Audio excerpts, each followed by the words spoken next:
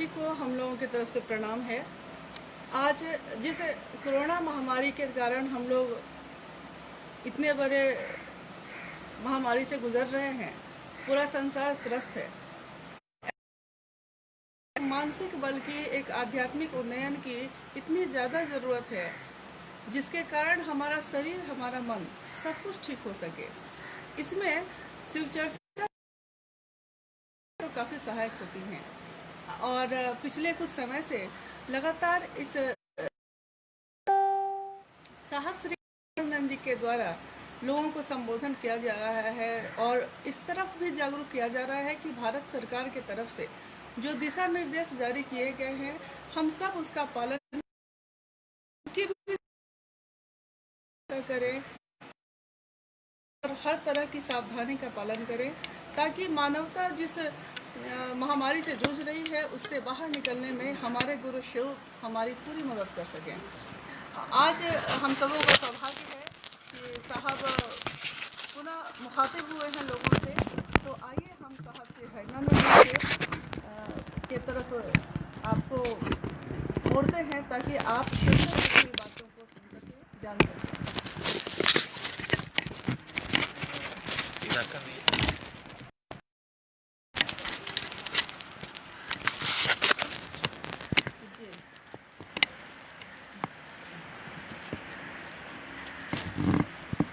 सभी को मेरा प्रणाम।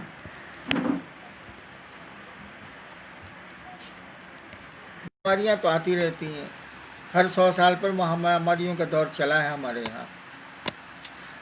ये भी 1920 में चला है, ये भी गुजर जाएगा। एक बचपन में मुझको एक अघोरी ने शमशान में कहा था कि इतने उदास क्यों हो। मैंने कहा बस ऐसे ही। मैं उस समय स्कूल में मैंने देखा है कि फूल जो नहीं खिलते हैं उनसे आप बहुत प्रेम से बर्ताव करिए तो फूल खिल जाते हैं।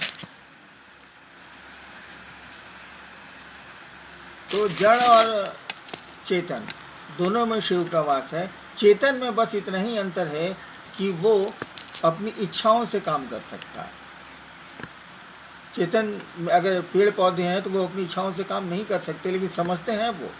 आदमी में जो चेतना आई है वहाँ वो अपनी इच्छाओं से काम कर सकता है, वो थोड़ी बहुत अपनी इच्छाओं को लागू करने के लिए स्वतंत्र है। शिव तो दोनों में, शिव का वास तो दोनों में है। जी बहन सपना है नागालैंड से कि मैंने जब सुना कि शिव मेरे अपने गुरु हो सकते हैं तो मैंने शिव को अपना मान लिया, मगर उन्होंने मुझको अपना माना कि नहीं, कैसे पता चलेगा? पहली बात ये कि माना आपने, माना हमने, शिव मेरे गुरु हैं, ये निर्णय हमारा आपका है।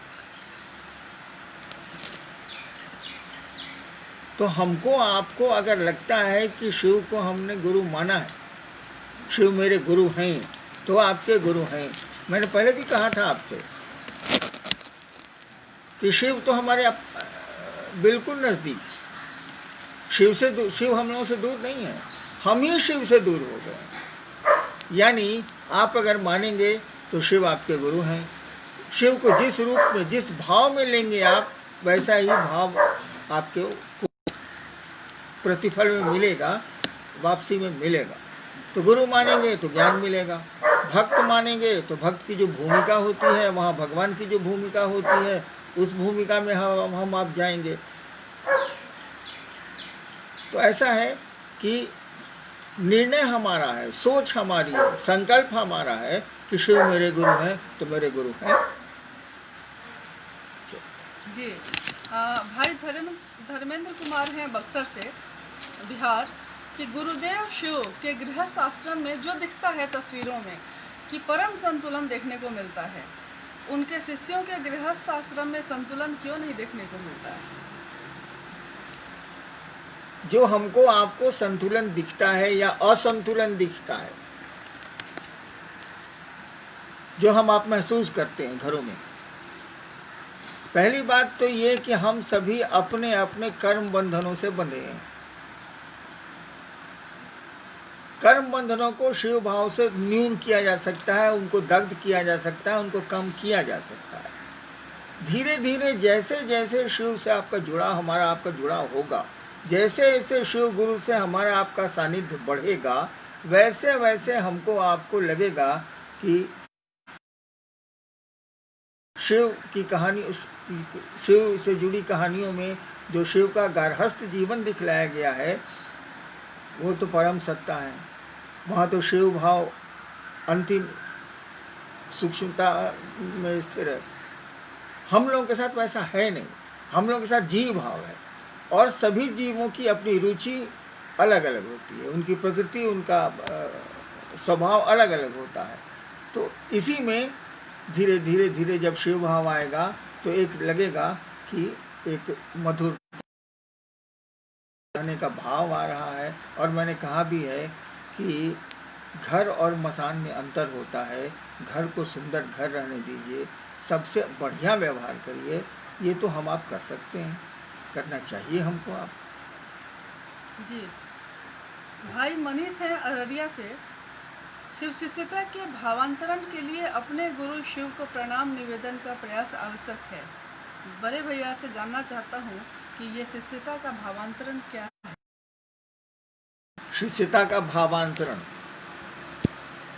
इसका अर्थ ही है कि हम आप जिस भाव में जीते, हम आप जिस भाव में रहते हैं, वो जगत का भाव होता है, वो संसार का भाव होता है।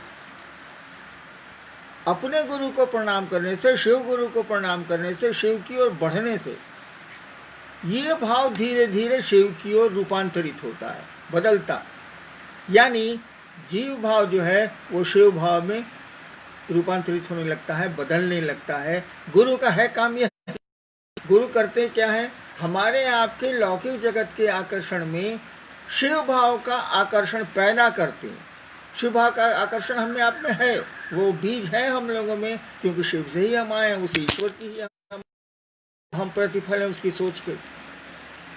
तो भावांतरण का यही अर्थ हुआ, जगत के भाव से शिव के भाव में अंतरण, जगत के भाव से शिव के भाव में रूपांतरण। यानी मन जो लौकिक जगत में है, सांसारिक जगत में है, उससे धीरे धीरे धीरे धीरे शनै शनै शनै शनै वो शिव भाव में जाए, वो ईश्वर के भाव भिन्नताओं से मुक्त हो। जी भाई विनोद गैंगटोक सिक्किम से, इन्होंने पूछा है कि रुद्राक्ष की माला पर 108 बार नमः शिवाय करने का क्या कोई निश्चित समय है या कभी भी कर सकते हैं? इसके पीछे विज्ञान क्या है?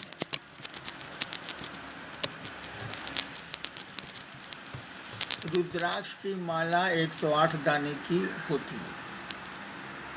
108 दाने हमको आपको पता है कि 27 नक्षत्र और 4 दिशाओं के गुणनफल से बनते हैं। यानी समय की गणना आपको नक्षत्रों से पूर्व में की गई है। अब तो घंटा सेकंड हो गया। समय की गणना शुरू से ही, प्रारंभ से ही हमारे यहाँ नक्षत्रों से की गई है। 27 नक्षत्र हैं। दिशाएं मूलतः 4 हैं। कोणिक दिशाएं मिलाएंगे तो अब 10 हो जाएगी, लेकिन वो दिशाएं स्वतंत्र दिशाएं नहीं है। तो 4 दिशाएं हो गई, यानी स्थान हो गया। किसी बात को जानने के लिए कि कौन सी जगह कहाँ है, इसके लिए चौहद्दी पूछनी पड़ती थी हम लोगों को न्यायालय में। वो जमीन का चौहद्दी बताओ, यानी चौहद्दी बता देंगे आप, 4 दिशाओं में क्या क्या है बता देंगे, तो वो जगह इंगित हो जाएगी। तो हम क्या हैं? हम इस जगह पे रहते हैं, पात्र हैं हम। समय गुजर रहा है, तो समय का और स्थान का पात्र पर प्रभाव है। टाइम, स्पेस एंड पर्सन, यानी समय और स्थान का पात्र पर प्रभाव पड़ता है। इसी और पात्र करेगा नमः शिवाय, मान लीजिए नमः शिवाय कर रहा है, कोई मंत्र जप रहा है। अगर पात्र नमः शिवाय कर रहा है, यानी शिव की पूजा कर रहा है, शिव से जुड़ने का प्रयास कर रहा है, तो ये प्रयास, ये शिव भाव जो उसमें आ रहा है, वह स्थान और काल के को उसके अनुसार तोड़ेगा। ऐसा नहीं कि वो आपके अच्छे कर्मों को तोड़ देगा। जो कर्म फल आप विवश है भोगने, परेशानियां हैं, विवश है भोगने को, साधक अपने जप से, अपने एक माला जप से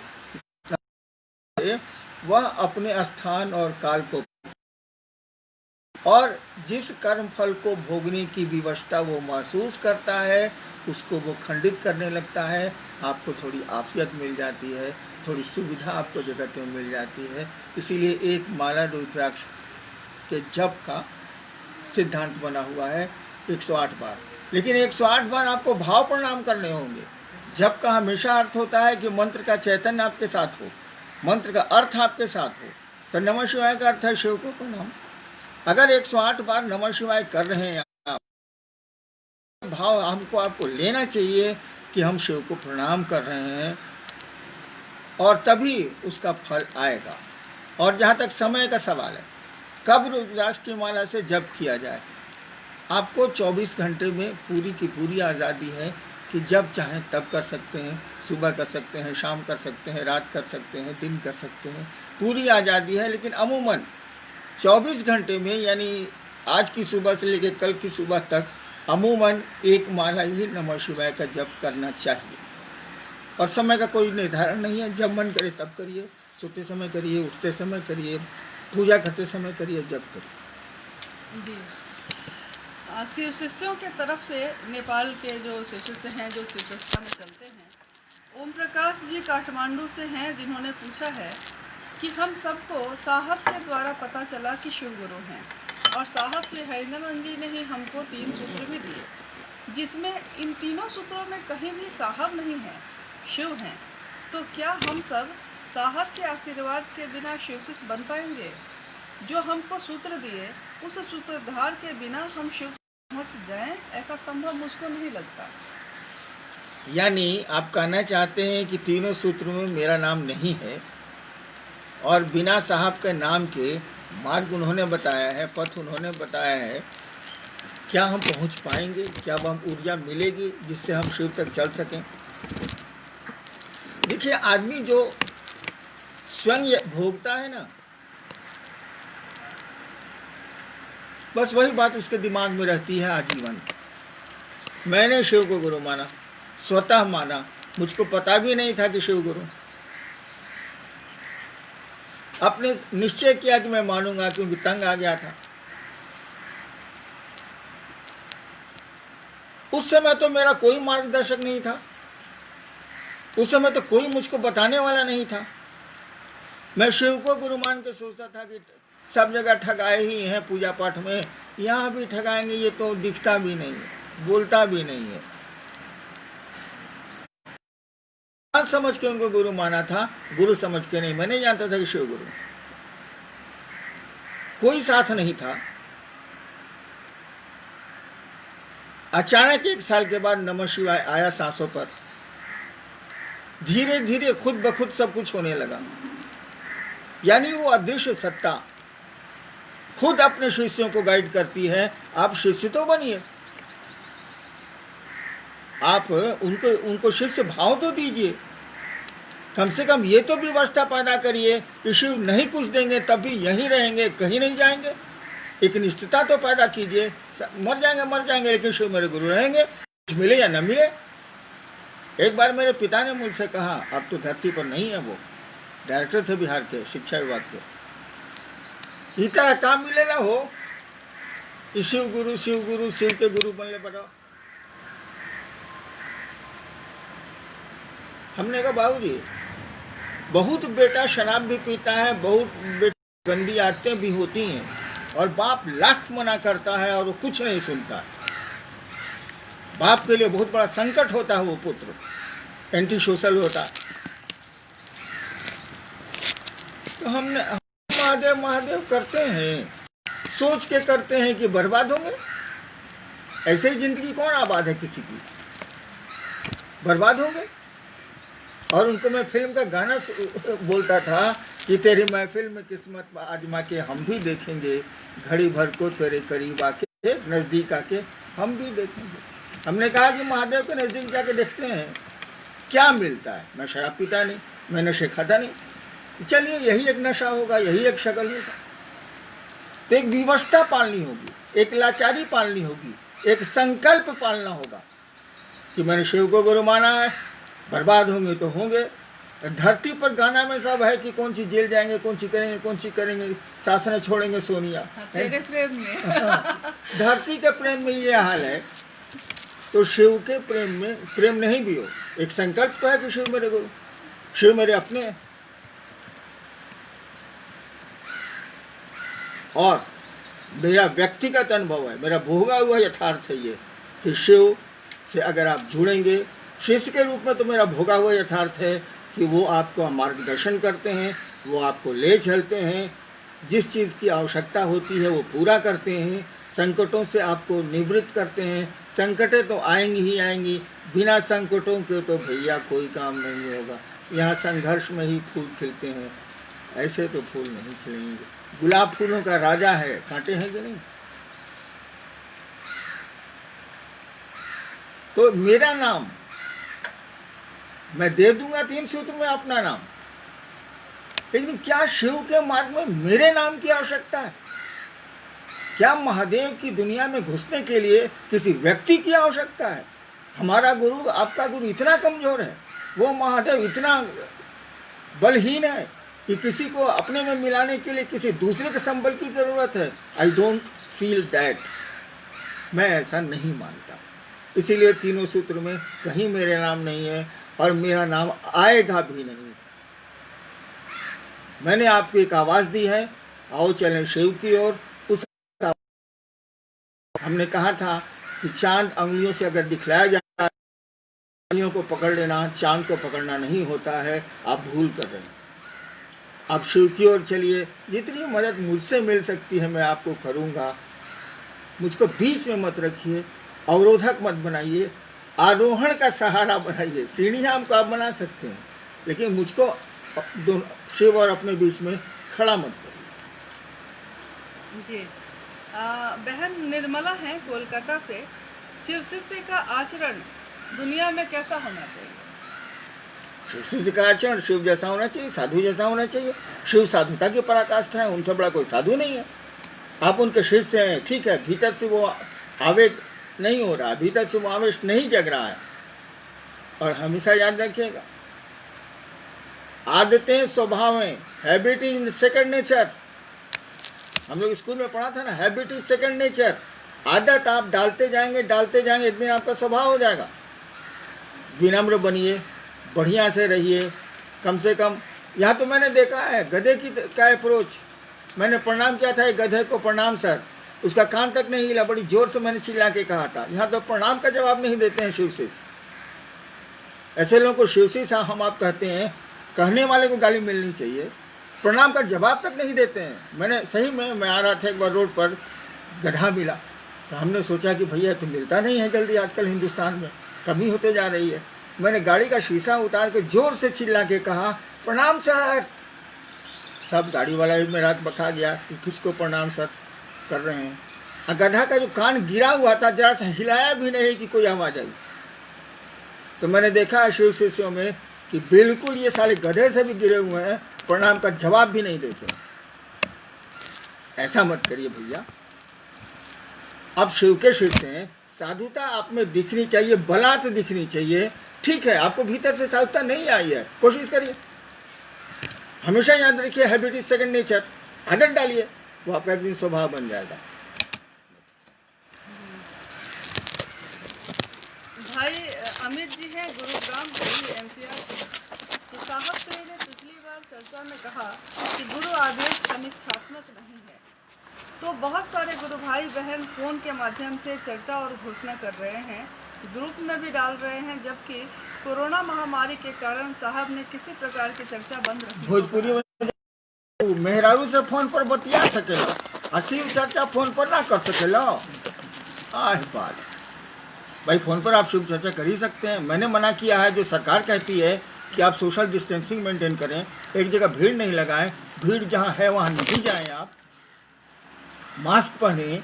तो फोनवा पर आपको डर लगता है, फोने पर मास्क पहन के बतियाइए। लेकिन आप दूसरों से बतिया सकते हैं, मेहरारू से बतिया सकते हैं, पति से बतिया सकते हैं, तो शिव के बारे में फोन पर नहीं बतिया सकते।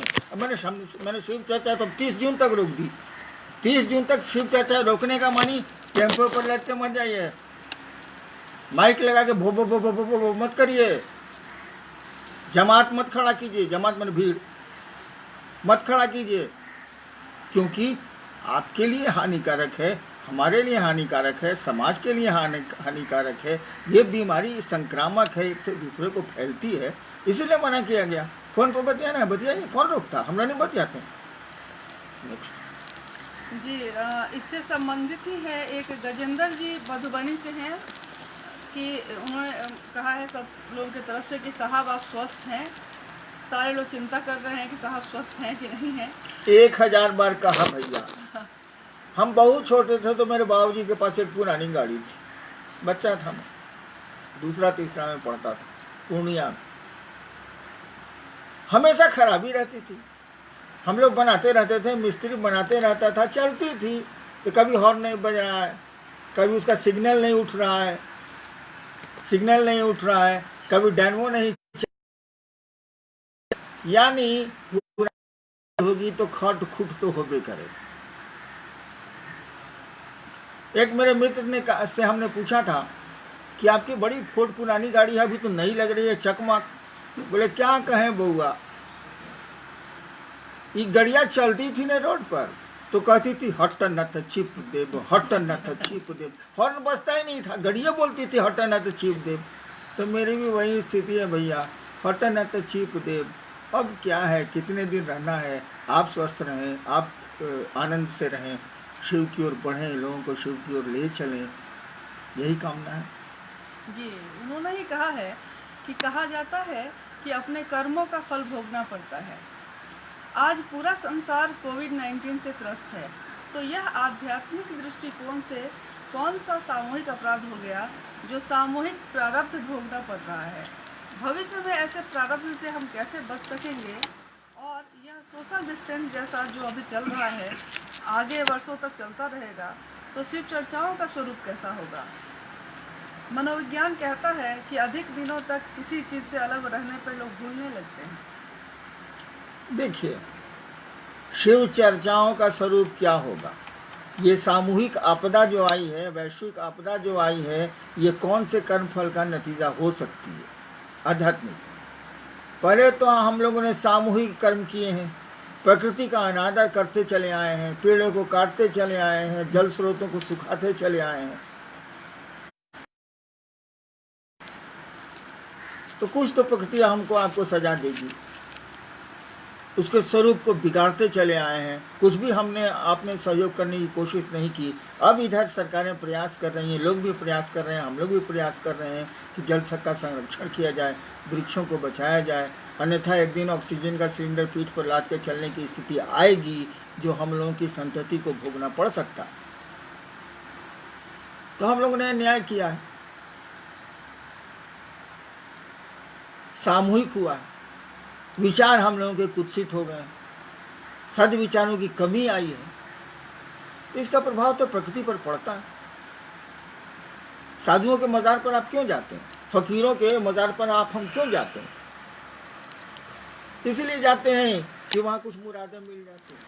तो वहाँ फकीर तो हम नहीं है, वो तो 11 साल 100 साल पहले था, 1200 साल 100 साल पहले था, और मुरादें पूरी होती हैं तभी भीड़ है, आपके कष्ट कम होते हैं तभी भीड़ है। यानी मिट्टी में उस साधु की साधुता की सोच घुसी हुई है, उस जगह पर उस साधुता की सोच घुसी हुई है। वो साधु वहाँ भी आज भी जिंदा है, जबकि शरीर छोड़े 1000 साल से ज़्यादा हो गए।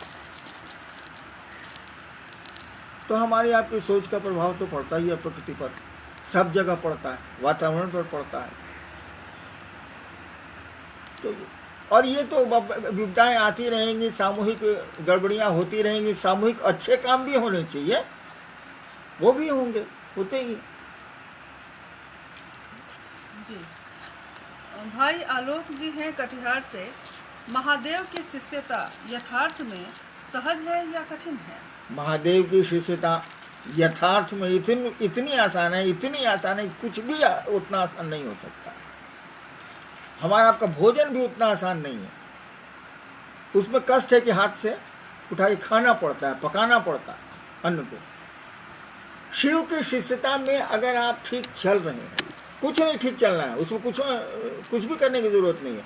अगर आपके मनोभाव शिव की ओर एकनिष्ठ हैं, गुरु की ओर एकनिष्ठ हैं, तो ही ले चलते हैं। जैसे बिल्ली अपने बच्चे को टांग के ले जाती है, बंदर और बच्चे की स्थिति नहीं है।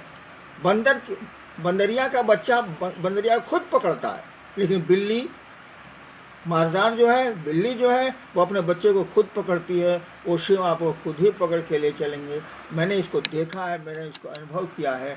इससे आसान संसार में कुछ भी नहीं है, यहाँ तक कि सांस लेना भी उससे ज़्यादा कठिन। जी भाई संगम जी और कृष्णा जी दोनों हैं भागलपुर से कि साहब आप बोले थे कि शिव की शिष्यता दिमाग से दिल में ले जाने का तरीका है, तो शिव की शिष्यता में दिमाग और दिल की क्या भूमिका है? वाह, आपके पूरे जीवन में है दिमाग और दिल की भूमिका। दिमाग का कहने का अर्थ हुआ कि कोई सूचना आपको मिलेगी, शिव गुरु हैं और मेरे गुरु हो सकते हैं, आपके गुरु हो सकते हैं।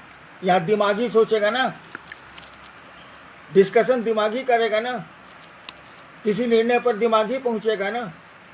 उसके बाद ये बात धीरे धीरे धीरे धीरे आपके दिल में प्रवेश करेगी। लौकिक जगत में यही होता है। हमारी शादी हुई, उस समय दिल में कुछ नहीं था, दिमाग में था कि फलना से ब्याह हो रहा है, फलना से हो रहा है, बाबूजी ठीक किए हैं, दिमाग में था। लेकिन साथ रहते रहते पत्नी के अब ये बात दिल में उतर गई। अगर वो बीमार होती थी तो रात भर मैं बैठा रहता था अस्पताल में। यह मामला दिल का है, अब दिमाग काम नहीं करता। यानी बुद्धि से बोध ही, बोध बने अनुभव, बोधी बने जो बात अनुभव में आपके उतरी है, दिल में उतरी है, वो बोधी हुई। फ्रॉम इंटेलेक्ट टू इंट्यूशन, बुद्धि से बोधी में उतरी है बात, तो दिमाग पहले ही ने काम करेगा, उसके बाद दिल में आएगी बात। अब जब दिल में बात गहरी आएगी तो दिमाग काम नहीं करेगा। जब दिमाग काम जोर से करेगा तो दिल काम नहीं करेगा। शिव शिष्यता तो हृदय की चीज है, दिल का मामला, मस्तिष्क का मामला नहीं है। लेकिन प्रथमतः तो ये मस्तिष्क का ही मामला होता है। इसीलिए हमने कहा कि दिमाग से दिल में जाना होगा। शिव से जुड़ाव के लिए भाव जरूरी है। भाव दिल से पैदा होता है, विचार मस्तिष्क से पैदा होते हैं, दिमाग से पैदा होते हैं। भैया सबको प्रणाम। आप सतर्क रहें, अच्छे रहें, बाहर बिना ज़रूरत के नहीं निकलें, भीड़ भाड़ नहीं जुटाएं, मास्क पहनें, सोशल डिस्टेंसिंग मेंटेन करें। 30 जून तक बाहरी सभी चर्चाएं बंद रहेंगी। आप सबको मेरा